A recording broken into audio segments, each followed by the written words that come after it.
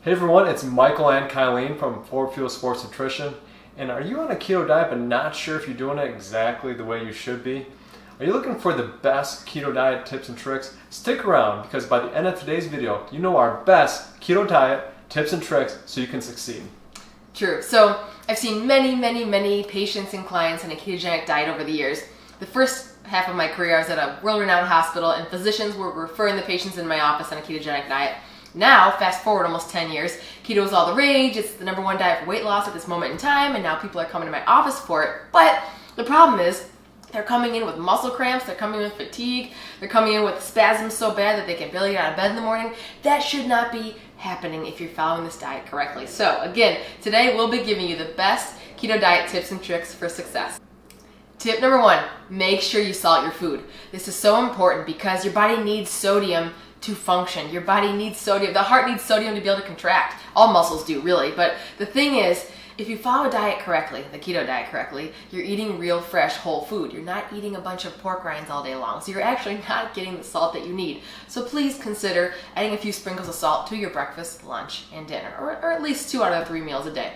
I'm not talking about taking that whole salt shaker and dumping half of it down. That's also not good, right? We don't want to go in the other direction, but a few sprinkles here and there throughout the day should do the trick. And use a high quality salt, maybe some Himalayan pink sea salt, I don't know. Sure, more mineral content in there versus like your traditional processed iodized salt, right?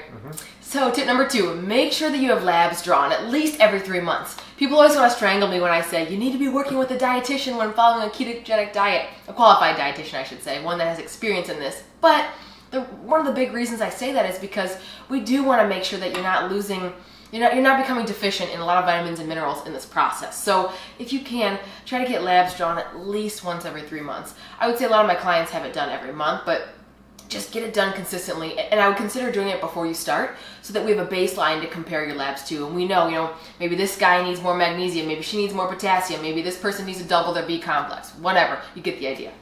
And tip #3, rotate your food. This is tricky because many people come to my office saying, well, I love the ketogenic diet because it's so easy to follow. There are maybe 9 foods that I rotate, and I just do it every day and it's easy. My grocery shopping is easy, my cooking is easy. And while I understand and respect that, it's not great for the human immune system to eat the same foods every day, right? The different fruits and vegetables and meats and fats that you're eating, not that we're going to be fruit heavy on a ketogenic diet, but maybe a few berries here and there is usually okay for most. But anyway, your gut holds the human immune system, roughly 77%. And the food you eat, the diversity of the food that you eat, feeds these little bugs down in here, right? So the more diverse your diet, the more diverse the bugs in your gut. So please rotate your food. It's kind of like doing the same exercises every single day. Really, yeah, I mean, similar concept, right? You're going to go to the gym and you're just going to lift your arms and chest, which a lot of people do. Those are the mirror muscles. That's what I see a lot of times. But there's different vitamins, minerals, and different foods. You have to rotate that. Right, your immune system is hampered a bit anyway because the ketogenic diet is so restrictive. So if you can make sure, like if this week was broccoli and asparagus, maybe next week could be collard greens and bok choy. If this week was olive oil, maybe next week could be avocado oil, or in 2 weeks it could be avocado oil as your main source of cooking fat. And you don't want to develop a food sensitivity, right? Can't you kind of set yourself up to be more likely to get a food sensitivity if you just kind of eat the same stuff all the time? It's true. I mean, it depends on your past medical history, your environmental exposures, but yes, that is possible. Last thing you want is a food sensitivity to one of your favorite foods or something. Right.